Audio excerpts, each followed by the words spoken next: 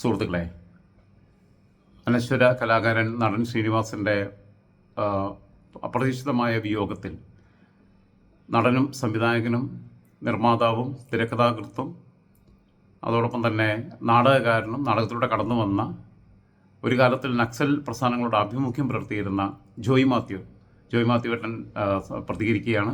അതിലേക്ക് വരികയാണ്. ജോയ് മാത്യുവേട്ടനെ ഞാൻ മുഖവുരകളൊന്നും പറഞ്ഞ് കൂടുതൽ ബുദ്ധിമുട്ടിക്കുന്നില്ല. കാരണം ഈ ഒരുപാട് വൈകിട്ട് ഒക്കെ ഇന്നലെ രാവിലെ എടുത്തതാണ്. ഇപ്പം അദ്ദേഹത്തിൻ്റെ വാക്കുകൾ, അദ്ദേഹം വളരെ ആഴത്തിൽ ശ്രീനിവാസൻ്റെ എല്ലാ മാനറിസങ്ങളും അതോടൊപ്പം തന്നെ അദ്ദേഹവുമായിട്ടുള്ള അനുഭവങ്ങൾ, അദ്ദേഹത്തിൻ്റെ എളിമ, ഈ ചായപ്പീടിയുടെ സൈഡിലെ ബെഞ്ചിലും പടിയിലും ഒക്കെ ഇരുന്ന് സെറ്റിൽ വലിയ സൗകര്യങ്ങളൊന്നും ഇല്ലാത്ത കാലത്ത് അങ്ങനെ അവിടെ ഇരുന്നിട്ട് വെറും പടിയിലൊക്കെ ഇരുന്ന് ബീഡി മാത്രം വേണം. ഇപ്പോൾ ജോയിയേട്ടൻ ബീഡിയൊക്കെ മേടിച്ചുകൊണ്ടേ കൊടുത്ത കഥകളും കാര്യങ്ങളും ഒക്കെ പറയുന്നുണ്ട് അതിനകത്ത്. അതൊന്നും നിങ്ങൾ കേട്ടിരിക്കുന്നത് നന്നായിരിക്കും എന്ന് എനിക്ക് തോന്നുന്നു.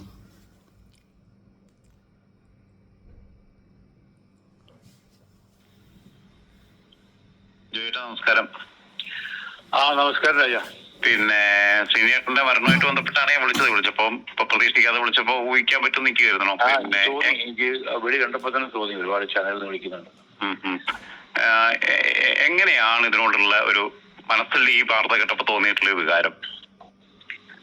അല്ല, അതിന്റെ ഒരു വികാരം എന്ന് പറയാൻ, ശ്രീനിവാസൻ എന്ന വലിയ പ്രതിഭ നമ്മളെ വിട്ടുപിരിഞ്ഞു എന്ന് പൊതുവെ പറയാം. വ്യക്തിപരമായിട്ട് എനിക്ക് വലിയ വിഷമമുള്ളത്, ആ വിഷമവും മറ്റൊരു സത്യമുള്ളത്, ഞാൻ ആദ്യം അഭിനയിച്ചത് ശ്രീനിവാസൻ നായകനായ ഒരു സിനിമയിലാണെന്നുള്ളതാണ് സത്യം. അതൊക്കെ അറിയില്ല. എനിക്കും അറിയില്ല. ഞാൻ അമ്മയാണ് സത്യത്തിലാണെന്ന് എഴുതിയിരിക്കുക അവിടെ. അല്ല, അമ്മ അറിയാൻ, സോറി, അമ്മ അറിയാൻ, സോറി. അതെ അതെ അതെ അതെ. അല്ലല്ല, അതിനൊക്കെ മുമ്പ് സുകുമാരൻ, കഥാകൃത്ത് സുകുമാരൻ എഴുതിയ സംഘഗാനം എന്നൊരു സിനിമ പി എ ബക്കർ സംവിധാനം ചെയ്തിരുന്നു. അന്ന് രാജനൊക്കെ ചിലപ്പോൾ സ്കൂൾ കുട്ടിയായിരിക്കും, അല്ലെങ്കിൽ ജനിച്ചിട്ടോ എന്ന് എനിക്കറിയില്ല.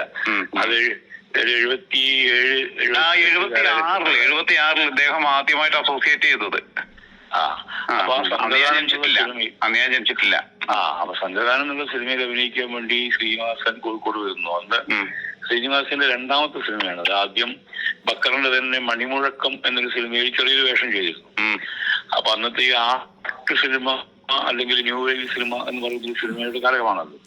P A Backer, Adoor Gopalakrishnan, John Abraham, Chinthadevi, T V Chandran, അങ്ങനെ നിരവധി ആൾക്കാര് പുതിയ പരീക്ഷണങ്ങളുമായി സിനിമയിൽ വന്നുകൊണ്ടിരിക്കുന്നത്. പവിത്രൻ, ഒരുപാട് ആൾക്കാരുണ്ട്, കെ ആർ മോഹനൻ. അപ്പൊ ശ്രീനിവാസൻ അഭിനയിക്കാൻ വന്നത് കോഴിക്കോടാണ്. കോഴിക്കോട് വൃന്ദാവൻ ടൂറിസ്റ്റ് ഹോളിൽ താമസിച്ചിരുന്നത്. അപ്പൊ മൊത്തത്തിൽ ദരിദ്രമായ സെറ്റപ്പാണ് സിനിമയ്ക്കുള്ളത്. അപ്പൊ അതില് എന്റെ ഗുരുനാഥനായിട്ടുള്ള മധുമാഷ് എന്ന് പറയും. മധുമാഷ് ഇവിടെ നാടക പ്രവർത്തകനാണ്, നക്സലൈറ്റ് മൂവ്മെന്റിന്റെ ഉള്ള ആളാണ്, കേട്ടിട്ടുണ്ടാവും. അദ്ദേഹം അതിൽ ഗൗതമൻ എന്നുള്ളൊരു ക്യാരക്ടർ അവതരിപ്പിക്കുന്നു. അപ്പോ ഈ സിനിമയ്ക്ക് അന്ന് പ്രൊഡക്ഷൻ മാനേജറോ അങ്ങനെ കാര്യങ്ങളൊന്നുമില്ല, കാരവനോ അല്ലെങ്കിൽ മെസ്സോ ഒന്നുമില്ല. വളരെ ദരിദ്രമായ ചുറ്റുപാടിൽ ചുരുങ്ങിയ ചെലവിലെടുക്കുന്ന ഒരു സിനിമയാണ്. അപ്പൊ ശ്രീനിവാസൻ താമസിക്കുന്നതിന് കോഴിക്കോട് വൃന്ദാവൻ ടൂറിസ്റ്റ് ഹോമില് നടക്കാവിലുള്ള വളരെ ചെറിയൊരു ഹോട്ടലിലാണ്. അപ്പോ ഞങ്ങൾ അതിന്റെ സംഘാടകരാണ്. അതായത് അന്ന് ഈ മഹാറാണി കൾച്ചർ വന്നിട്ടില്ല കോഴിക്കോട്. ഉണ്ട്, മഹാറാണിക്കുണ്ട്. ഇത് നമ്മള് ദാരിദ്ര്യത്തിലും മുണ്ടുമുറുക്കി സമാന്തര സിനിമയുടെ ഭാഗമാവുന്നതിന്റെ പ്രശ്നങ്ങളായിരുന്നു. അതെ, ശ്രീനിവാസൻ മാത്രമേ മുറിയുള്ളൂ. ബാക്കിയുള്ളവർക്ക് വീട്ടിൽ വന്നു പോകുന്ന കോഴിക്കോട്ടുകാരനെ അഭിനയിച്ചിട്ടുണ്ട്. പിന്നെ രാമക്കാരിയായിട്ടുണ്ടായിരുന്നു ആ സിനിമയിൽ. അപ്പോ ആ സിനിമ എന്നുള്ള ആ മൂവ്മെന്റ് കമേഴ്ഷ്യൽ സിനിമക്ക് ആലോചിക്കാൻ പറ്റാത്ത രീതിയിലായിരുന്നു. അപ്പൊ ശ്രീനിവാസൻ, ഞാൻ പറഞ്ഞില്ല, രണ്ടാമത്തെ സിനിമ നമുക്ക് പരിചയമില്ല ശ്രീനിവാസനൊന്നും. അപ്പൊ ഞാനും എന്റെ സുഹൃത്തുക്കൾ, ഇപ്പോഴത്തെ നമ്മളെ അജിതയുടെ ഭർത്താവ് യാക്കൂബ്, അങ്ങനെ തുടങ്ങിയ കുറച്ച് സുഹൃത്തുക്കളൊക്കെയാണ് വാസുദേവൻ. ഈ ലൊക്കേഷൻ സംഘടിപ്പിക്കുക, വീടുകൾ സംഘടിപ്പിക്കുക ഒക്കെ ഫ്രീ ആയിട്ട് കിട്ടണമല്ലോ. ഇന്നത്തെ പോലെ പെയ്ഡ് ആയിട്ടൊന്നല്ല അത് കിട്ടുക. പേയ്മെന്റ് ഒന്നുമില്ല. സൗഹൃദത്തിന് മുകളിലാണ് വീടും കാറും അതുപോലെ അഭിനേതാക്കളെയൊക്കെ കിട്ടുക. സൗഹൃദവും സമാനമായ ഇഷ്ടങ്ങളും സമാനമായ ചിന്താഗതിയും. അതെ അതെ അതെ. അത് നല്ല കാര്യത്തിന് വേണ്ടിയാണല്ലോ എന്നുള്ള രീതിയിലാണ് ഇത്തരം സിനിമകളൊക്കെ. അങ്ങനെയാണ്. അല്ല, തിയേറ്ററില് ജനങ്ങളെ ആകർഷിക്കുന്ന ഘടകങ്ങളൊന്നും ഇതിലില്ല. റോഡ് ഷോ ഒക്കെയാണ് ഇത് കളിക്കുക. പക്ഷേ അവാർഡുകൾ അതുപോലുള്ള ഇന്റർനാഷണൽ ലെവലിലൊക്കെ ദേശീയ തലത്തിലൊക്കെ ശ്രദ്ധിക്കപ്പെടുന്ന സിനിമകളാണ്. അപ്പോ അപ്പൊ ശ്രീനിവാസൻ വന്നത്, ഞാൻ ശ്രീയേട്ടൻ പറയാം, ശ്രീയേട്ടൻ വന്നത് ഞങ്ങൾ ഈ സംഘാടകരാണ് ഇതിന്റെ. ഞങ്ങൾക്ക് ചായ കൊണ്ട് കൊടുക്കുക. ഞാനൊക്കെ എത്രയോ ശ്രീയേട്ടന് ചായ കൊടുത്തിട്ടുണ്ടെന്ന്. ശ്രീയേട്ടൻ ഇരിക്കാനെന്ന് അവിടെ രാഘവമേസ്ത്രി എന്ന് പറഞ്ഞൊരു മനുഷ്യന്റെ കടയുണ്ട് മുത്തപ്പങ്കാവിന്റെ അടുത്ത്. ആ മുത്തപ്പങ്കാവിന്റെ അടുത്ത് രാഘവമേസ്ത്രിയുടെ ഒരു തയ്യൽ കടയാണ് ഇതിൽ പ്രധാനപ്പെട്ട ഓഫീസ് സിനിമയുടെ. അപ്പൊ ശ്രീയേട്ടൻ അവിടെ വന്നിരിക്കും. ഷൂട്ടിന്റെ സമയത്ത് ഷൂട്ടിങ് അങ്ങനെ ഷോട്ടില്ലാത്തപ്പോ റൂം പോയിക്കോ അങ്ങനെയൊന്നുള്ള പരിപാടി ഒന്നുമില്ല, അവിടെ ഇരിക്കുകയാണ്. ഇടയ്ക്കൊന്ന് ചോദിച്ചോട്ടെ, അന്നിരിക്കാന്നൊക്കെ പറഞ്ഞാൽ ഒന്നുകിൽ ബെഞ്ച് അല്ലെങ്കിൽ പഴയ ഇരുമ്പ് കസേര അല്ലേ? കസേരയാണ്, ഇരുമ്പ് കസേരയാണോ ബെഞ്ചാണോ തോന്നുന്നു. പിന്നെ ഈ നിരപ്പലകളുള്ള ഇതായതുകൊണ്ട് കടയായതുകൊണ്ട് ആ പടിയിൽ മുകളിൽ ഇരിക്കാം. തൊട്ടടുത്ത് പച്ചക്കറി ബാബു ഉണ്ട്. അപ്പം ശ്രീയേട്ടനൊന്ന് മരണ വലിയ ബീഡി വലി ഇപ്പൊ ഞങ്ങൾ നോക്കുമ്പോ ഒരു ബീഡി വലിച്ചിട്ട് കറക്റ്റ് ഉറങ്ങിയ ഒരാളാണ് നായകൻ എന്ന് പറഞ്ഞപ്പോ തന്നെ പ്രൈം മിനിസ്റ്ററിനൊക്കെ കണ്ട് ശീലിച്ച ആൾക്കാരല്ലേ ലോകത്തുള്ളത്. എന്ത് സിനിമയാണത്? അത് ശ്രീനേട്ടൻ ഇടയ്ക്കിടയ്ക്ക് ചോദിക്കുമല്ല ബീഡി പേടി കിട്ടുക. അപ്പൊ ഞാനാണ് പോയി ബീഡി വാങ്ങിക്കൊണ്ട് കൊടുക്കുന്നത്. അങ്ങനെ തമാശകളൊന്നും പറയുന്ന ആളൊന്നുമല്ല, വളരെ ഗൗരവത്തിൽ ഇരുന്ന് ബീഡി ഇരിക്കുന്നു. ഇടയ്ക്ക് വെച്ചാരോ പറഞ്ഞു ശ്രീനിവാസൻ തിരിച്ചു പോയി കളഞ്ഞു.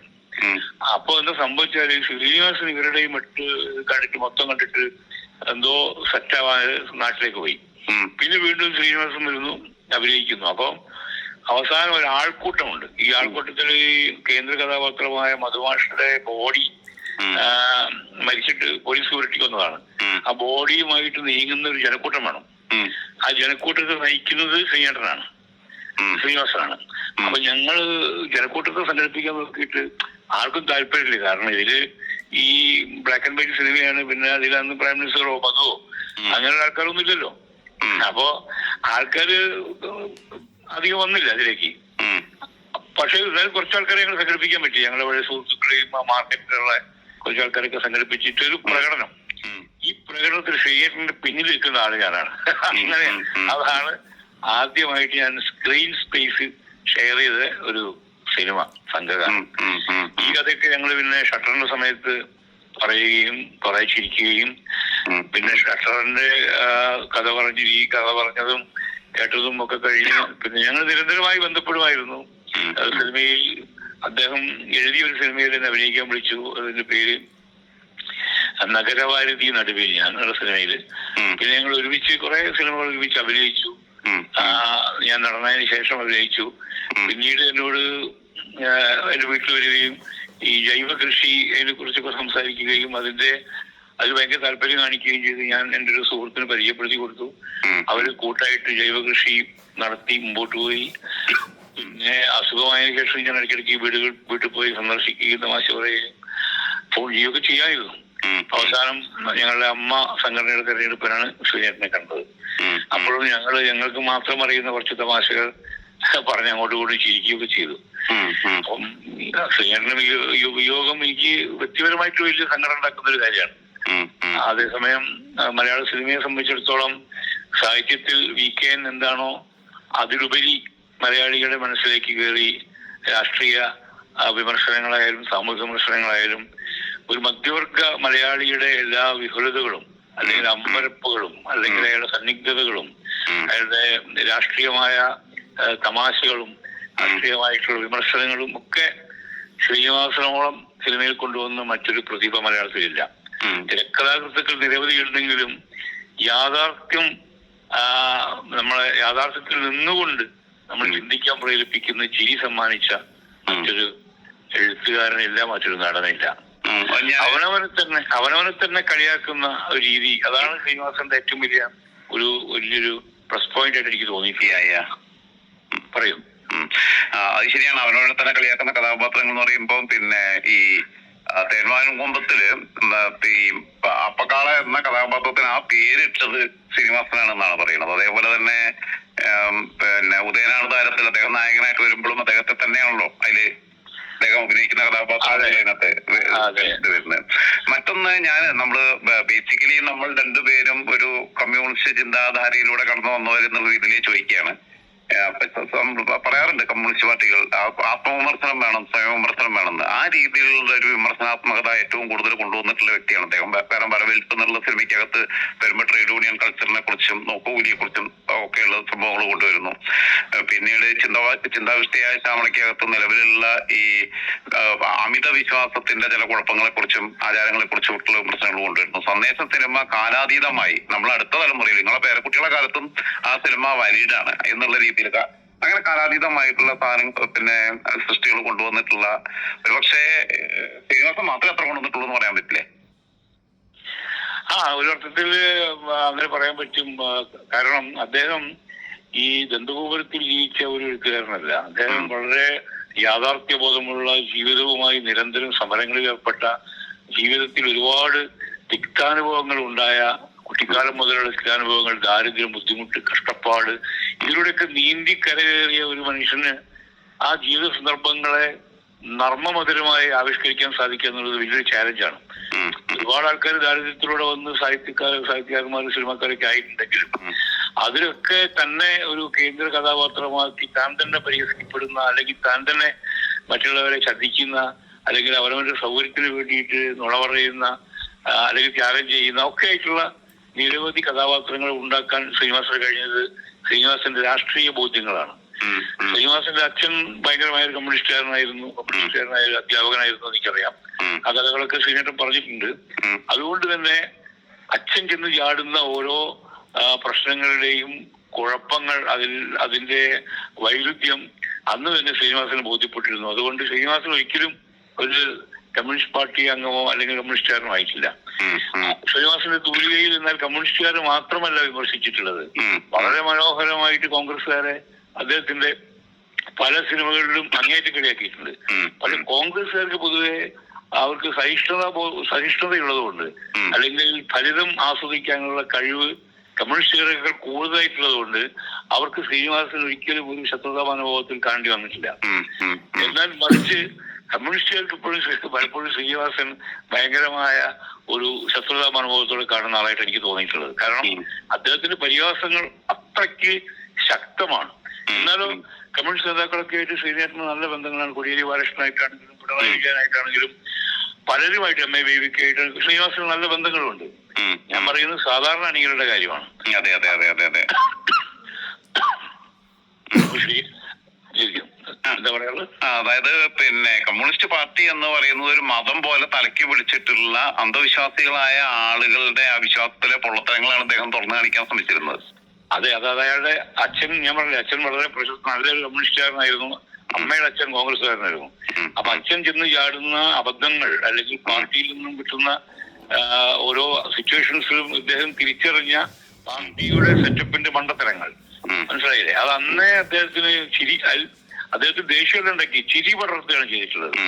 അതുകൊണ്ടാണ് കോട്ടപ്പുറം പോലെയുള്ള കഥാപാത്രങ്ങളും ഇപ്പോഴും കുമാരൻ സാർ എന്നുള്ളത് നമുക്ക് എന്താ പറയാ, നമുക്ക് ആ ഒരു ഇമേജിനെ വില്ലുന്ന മറ്റൊരു ഇമേജ് ഉണ്ടായിട്ടില്ല ഇതുവരെ. അതേപോലെ തന്നെ ക്യൂബ മുകുന്ദൻ അദ്ദേഹത്തിന് അതാണ് പറഞ്ഞു, ചില പ്രതിഭകൾക്ക് ഈ ക്ലിയർ വോയിൻസ് എന്താ ദീർഘദൃഷ്ടി എന്ന് പറയും. ദീർഘദൃഷ്ടി അവരറിയാതെ അവരിലൂടെ പ്രവർത്തിക്കുന്നുള്ളതാണ്. ഇത് നാളെ ഇത് ചർച്ച ചെയ്യപ്പെടും, ഇത് ഭയങ്കര ഒരു സംഭവമായി മാറും എന്ന് വിചാരിച്ച് പലരും എഴുതാനിരിക്കും. പലരും അങ്ങനെ പരാജയപ്പെട്ടിട്ടുണ്ട്. പക്ഷെ അന്നത്തെ കാര്യങ്ങൾ നോക്കിക്കാണുന്നതിൽ കൃത്യത പാലിച്ചിട്ടുള്ള എഴുത്ത് ഭാവിയിൽ ഇതേപോലെ ചർച്ച ചെയ്യപ്പെടും. അത് ശ്രീനിവാസൻ അറിയാതെ സംഭവിച്ചു പോകുന്നതാണ്. അതാണ് മഹാപ്രതിഭകൾക്കുള്ള ഒരു ക്വാളിറ്റി എന്ന് പറയുന്നത്. അതാണ്.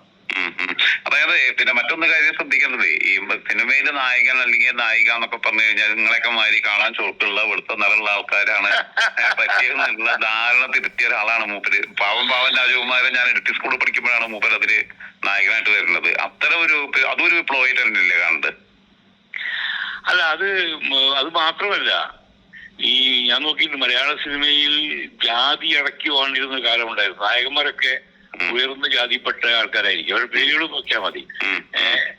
ഒന്നുകിൽ എന്താ പറയാ, നിങ്ങൾ നോക്കിയാൽ മതി, പേര് ഞാൻ പറയുന്നില്ല. പഴയ കാലത്ത് കൈമളോ മേനോനോ നമ്പ്യാരോ വർമ്മയോ നായരോ ഒക്കെ ആയിരിക്കും നായക കഥാപാത്രങ്ങൾ. അവരുടെ ചുറ്റിപ്പറ്റിയിട്ടാണ് കഥയുണ്ടാവുക. അത് നേരെ തിരിച്ച് ദാസൻ വിജയൻ എന്നൊക്കെ പറഞ്ഞ് പേര് കൊടുത്തിട്ട് ശ്രീനിവാസന് അറിയാം അദ്ദേഹം എങ്ങനെ പറഞ്ഞാലും ഒരു വർമ്മയോ നായരോ മേനോനോ ആയിട്ട് അത് അംഗീകരിക്കപ്പെടില്ല എന്ന് അറിയുന്നതുകൊണ്ടായിരിക്കാം അദ്ദേഹത്തിന്റെ കൺസെപ്റ്റിലേക്ക് പ്രേക്ഷകരെ കൂട്ടിക്കൊണ്ടുവന്നത്. അപ്പോൾ അദ്ദേഹം അത്തരം പേരുകൾ ദാസൻ, മുകുന്ദൻ, വിജയൻ എന്നൊക്കെ പറയുന്ന സാധാരണ പേരുകൾ, ഒരു പേരിന്റെ അറ്റത്ത് വാലുണ്ടാകില്ല, ശ്രദ്ധിച്ചു നോക്കിയാൽ മതി. അങ്ങനെ അന്ന് ഈ ജാതിപരത, സിനിമയിലെ ജാതിപരതയെ വെല്ലുവിളിച്ചാണ് ശ്രീനിവാസൻ. അതാണ് അവസാനം ബാർബർ ബാലനിലും അപ്പക്കാളയിലും എത്തിയത്. അതെ, അതാ പറഞ്ഞത്. അപ്പോ ഇതൊക്കെ ഈ നിലവിലുള്ള സങ്കല്പത്തെ, ചുവന്ന തൊടുത്ത മുഖമുള്ള നായകനെ അല്ലെങ്കിൽ മേൽജാതിയിൽ മേൽജാതിക്കാരനായ നായികന്മാരെയൊക്കെ ഇദ്ദേഹം തലതിരിച്ചിട്ട് ഇദ്ദേഹം അതിൽ അഭിനയിച്ചിട്ടുണ്ടെങ്കിൽ നായകനേക്കാളും പ്രാധാന്യവും നായകനേക്കാളും എന്താ പറയാ സൗന്ദര്യവും ആ സിനിമയ്ക്കുണ്ടാവും. ഞാൻ അടുത്തായിട്ടൊരു ചോദ്യം കൂടി, അതായത് ഇപ്പം ഈ കമ്മ്യൂണിസ്റ്റ് പാർട്ടികളാണ് കലാരംഗത്ത് ഏറ്റവും കലയെ ഏറ്റവും കൂടുതൽ രാഷ്ട്രീയ പ്രചരണത്തിന് ഉപയോഗിച്ചത്. നമുക്ക് KPSCയിലൊക്കെ ചരിത്രം എടുത്ത് പരിശോധിക്കുമ്പോൾ അറിയാം. അതേപോലെ തന്നെ ഒരു ആശയ പ്രചരണത്തിന് പോലും, ഒരു ക്യാമ്പയിന് പോലും പറ്റുന്ന രീതിയിലുള്ള സമൂഹത്തിൽ വിപ്ലവകരമായ മാറ്റങ്ങൾ കൊണ്ടുവരാൻ ഒരു പ്രേരണ നൽകുന്ന രീതിയിലുള്ള കുട്ടികളായിരുന്നു അദ്ദേഹത്തിന്റെ പലതും എന്നുള്ള അഭിപ്രായം പറഞ്ഞാൽ എങ്ങനെ നിങ്ങൾ നോക്കിക്കാണുക? ഇല്ല, അങ്ങനെ ഒരു നാട് നന്നാക്കി കളയാമെന്ന് വിചാരിച്ചിട്ട് ശ്രീനിവാസൻ സിനിമ എടുത്ത ആളല്ല. പ്രചരണോപാധിയായിട്ട് അല്ലെങ്കിൽ കല പ്രചരണമാക്കണം എന്ന രീതിയിൽ സിനിമ എടുത്ത ആളല്ല, സിനിമയ്ക്ക് എഴുതിയ ആളുമല്ല. എന്നാൽ അദ്ദേഹത്തിന്റെ ഉദ്ദേശശുദ്ധി ഈ സമൂഹത്ത് നന്നായി കാണണം, സമൂഹം ഭേദപ്പെടണം എന്നുള്ളതുകൊണ്ടാണല്ലോ ജൈവ കൃഷിയിലേക്കും പരിസര മലിനീകരണത്തിലേക്കൊക്കെ അദ്ദേഹം മുന്നിട്ടിറങ്ങിയത്. അദ്ദേഹത്തിന് സിനിമയില്ലെങ്കിൽ വെറുതെ വീട്ടിലിരുന്ന പോലെ പലരും ചെയ്യുന്ന പോലെ പഴയ കഥകളായി ഇറക്കി ഞാൻ പണ്ട് പുലിയായിരുന്നു പറഞ്ഞ് ജീവിച്ചാൽ മതി. പക്ഷെ അദ്ദേഹം ജൈവ കൃഷിയിലേക്ക് സാധാരണ മനുഷ്യർ കൂടെ ഇറങ്ങുകയും പാടത്ത് വിതയ്ക്കുകയും കൊയ്യുകയും ഒക്കെ ചെയ്യാൻ കാണിച്ച മനസ്സിന് പിന്നിൽ ഉള്ളത് തന്നെയാണ് സിനിമയിലും. സിനിമയിലൂടെ എനിക്ക് പറയാനുള്ളത് പറയുമ്പോൾ ആൾക്കാർക്ക് അതിനെപ്പറ്റി ബോധം ഉണ്ടായിക്കോട്ടെ എന്ന് കരുതിയിരിക്കും. അല്ലെങ്കിൽ സന്ദേശം സിനിമ വന്ന് ഇത്ര കാലമായിട്ടും ആ പാർട്ടിയിൽ വലിയ മാറ്റങ്ങളൊന്നും വന്നിട്ടില്ലല്ലോ. അപ്പോ അല്ലെങ്കിൽ കോൺഗ്രസിലാണെങ്കിൽ വലിയ മാറ്റങ്ങളൊന്നും വന്നിട്ടില്ലല്ലോ. ഇപ്പോഴും നോർത്ത് ഇന്ത്യയിൽ നിന്നും ഇറക്കുമതി ചെയ്യുന്ന ആൾക്കാരാണല്ലോ ഇവിടുത്തെ കാര്യങ്ങൾ തീരുമാനിക്കുന്നത്. അപ്പോ അത് ശ്രീനിവാസന്റെ ഒരു പ്രചരണത്തിന് വേണ്ടിയിട്ട് സിനിമയല്ല. ആ സിനിമയിൽ ഇത്തരം കാര്യങ്ങൾ ആ കഥാപാത്രങ്ങളിലൂടെ കടന്നു വരുന്നത് ശ്രീനിവാസന്റെ സാമൂഹ്യ ഉത്തരവാദിത്വമായിട്ടാണ് അദ്ദേഹം കണ്ടിട്ടുണ്ടാവുക. അതായിരിക്കും അങ്ങനെ. അതായത് കൃഷി അപ്പം നിങ്ങളടുത്ത് വന്ന് കൺസൾട്ട് ചെയ്തെന്ന് പറഞ്ഞു, കൃഷിയായിട്ട് ബന്ധപ്പെട്ട്, നാടൻ കൃഷിയുമായിട്ട് ബന്ധപ്പെട്ട്, അതോടൊപ്പം തന്നെ മമ്മൂട്ടി ഉൾപ്പെടെയുള്ള ആൾക്കാരെ അത്തരം കൃഷിയിലേക്ക് മൂപ്പര് കൊണ്ടുപോകാൻ സാധിച്ചു. എത്ര ഉയർന്ന തലങ്ങളിൽ എത്തുമ്പോഴും ഒരു ചേറിലും മണ്ണിലും ചവിട്ടി നിൽക്കുന്ന സാധാരണക്കാരന്റെ ഒരു മനസ്സും കാര്യങ്ങളും ഉണ്ടായിരുന്നു എന്നുള്ളത് പറഞ്ഞാൽ നമുക്ക് അവസാനിപ്പിക്കാം അല്ലെ? അതുകൊണ്ടല്ലേ ആൾക്കാർ ഇവിടെ ശ്രീനേട്ടാ വിളിക്കുന്നു. ശ്രീനിവാസൻ സാറിന് ആരും വിളിക്കുന്നത് ഞാൻ ഇതുവരെ കേട്ടിട്ടില്ല. എല്ലാവരും ജോൺ അബ്രഹാമിനെ ജോൺ എന്ന് വിളിക്കുന്ന മാതിരിയാണ് ശ്രീനേട്ടാ വിളിക്കുന്നത്. കാരണം ഡൗൺ ടു എർത്ത് ആയ ഒരു മനുഷ്യനാണ്. നമുക്ക് പ്രത്യേക അനുവാദമൊന്നുമില്ല, ആർക്കും കയറി ചെല്ലാം, കാണാം, സംസാരിക്കാം, ഇരിക്കാം. അങ്ങനത്തെ ഒരു മറയില്ലാത്ത മനുഷ്യനാണ്. അത് ബേസിക്കലി ഒരു നാടകക്കാരനും കൂടിയാണ്. നാടകത്തിൽ നിന്നാണ് വന്നത്. പാട്യൻ ശ്രീ എന്ന പേരിൽ നാടകം എഴുതി നടന്നിരുന്ന ഒരു ആളാണ് പിന്നീട് ശ്രീനിവാസൻ എന്ന തിരക്കഥാകൃത്തിലേക്കും സംവിധായകനിലേക്കും നടനിലേക്കും ഒക്കെ പരിണമിച്ചത്. അതുകൊണ്ട് ബേസിക്കലി ഒരു നാടകക്കാരുണ്ടാകുന്ന എല്ലാ ക്വാളിറ്റിയും, അതായത് സാധാരണ മനുഷ്യന്മാരായിട്ടുള്ള ബന്ധം ഉണ്ടായിരുന്ന ഒരാളാണ് ശ്രീനിവാസൻ. ഓക്കെ, നിങ്ങളപ്പോ അങ്ങോട്ട് പോകാന്നൊക്കെ ആയിരിക്കും അല്ലേ? ഞാൻ ഉച്ചയ്ക്ക് പോകും. അങ്ങോട്ട് പോകും. ശരി ചേട്ടാ. ജോയിയേട്ട പറഞ്ഞതിലൊന്നും കൂട്ടിച്ചേർക്കാനില്ല. എനിക്ക് തോന്നുന്നത് ഇന്നലെ തൊട്ടുള്ള മുഖ്യധാര ചാനലുകൾ ഉൾപ്പെടെ ശ്രീനിയേട്ടനെ കുറിച്ച് ഓരോരുത്തരും പറഞ്ഞിട്ടുള്ള കാര്യങ്ങൾ വെച്ച് നോക്കുമ്പം അദ്ദേഹം എന്താണ് എന്ന് കൃത്യമായി കുറഞ്ഞ വാക്കുകളിൽ ഒരു 10-15 മിനിറ്റ് കൊണ്ട് കൃത്യമായി അതിൻ്റെ സമസ്ത മേഖലകളും വരച്ച് കാണിച്ചിട്ടുണ്ട് ജോയ് മാത്യു. വളരെ കൃത്യമായിട്ട് അദ്ദേഹത്തിൻ്റെ പൊളിറ്റിക്സ്, അദ്ദേഹം അത്തരം പൊളിറ്റിക്സ് കൈകാര്യം ചെയ്യുമ്പോൾ അതിൻ്റെ പിന്നിൽ ദുർദ്ദേശങ്ങളൊന്നും ഉണ്ടായിരുന്നില്ല. അതിന് ആശയപ്രചാരണത്തിന് വേണ്ടി ഉപയോഗിച്ചതല്ല. അല്ലെങ്കിൽ KPSC ഒക്കെ ചെയ്തതുപോലെ അങ്ങനെയുള്ള രീതിയിൽ ഇപ്പം പോറ്റിയുടെ പാട്ടിറക്കിയതുപോലെ അങ്ങനെയൊന്നുള്ള ഉദ്ദേശത്തോട് കൂടിയിട്ടല്ല. അത് സ്വാഭാവികമായി വന്ന് സംഭവിച്ചു പോയതാണ് എന്നുള്ളത് പറയുന്നുണ്ട്. വളരെ കൃത്യമായി ഇത്രയും ഡീപ്പായിട്ട് പറഞ്ഞിട്ടുണ്ട്. ഈ ജാതി സമ്പ്രദായം നിലവിലുണ്ടായിരുന്നതിനെക്കുറിച്ച്, ഇദ്ദേഹത്തിൻ്റെ എളിമയെക്കുറിച്ച്, ലാളിത്യത്തെക്കുറിച്ച്, ഇദ്ദേഹത്തിൻ്റെ പോലീശീലത്തെക്കുറിച്ച്, അതോടൊപ്പം തന്നെ ജോൺ അബ്രഹാമിൻ്റെ അമ്മ അറിയാൻ എന്ന സിനിമയ്ക്കകത്താണ് ആദ്യമായിട്ട് ജോയ് മാത്യു അഭിനയിച്ചതെന്നാണ് ഞാൻ കരുതിയിരുന്നത്. പക്ഷേ ഇപ്പോഴാണ് ഈ സംഘഗാനം എന്ന സിനിമയാണ് അദ്ദേഹത്തിൻ്റെ ആദ്യത്തെ സിനിമ. പക്ഷേ ആദ്യം നായകനായിട്ട് അഭിനയിച്ചത് ഒഡേസ ഫിലിം സൊസൈറ്റി ക്രൗഡ് ഫണ്ടിങ്ങിലൂടെ നിർമ്മിച്ച ജോൺ അബ്രഹാം സംവിധാനം ചെയ്ത ഒഡേസ സത്യൻ്റെ ഒക്കെ പിൻബലത്തോടുകൂടി സംവിധാനം ചെയ്ത 1986 തോന്നുന്ന സിനിമ ഇറങ്ങുന്നത്. ആ സിനിമയിൽ ആണ് ജോയ് മാത്യു ഏട്ടൻ ആദ്യമായിട്ട് നായകനായിട്ട് വരുന്നത്. അതിനു മുമ്പ് അദ്ദേഹം നാടകരംഗത്ത് സജീവമായിരുന്നു. ഓക്കെ, എന്തായിരുന്നാലും ഇനിയും 1-2 പേരൊന്നും കൂടി ഷെയർ ചെയ്യാനുണ്ട്. ഇത് കുറച്ച് ദീർഘമായി പോയി, പക്ഷേ എനിക്ക് തോന്നുന്നത് ഇത് ഏറ്റവും എല്ലാ മേഖലകളും ടച്ച് ചെയ്തുകൊണ്ടാണ് ജോയ് മാത്യു ഏട്ടൻ ഈ കാര്യങ്ങൾ പറഞ്ഞിട്ടുള്ളത്.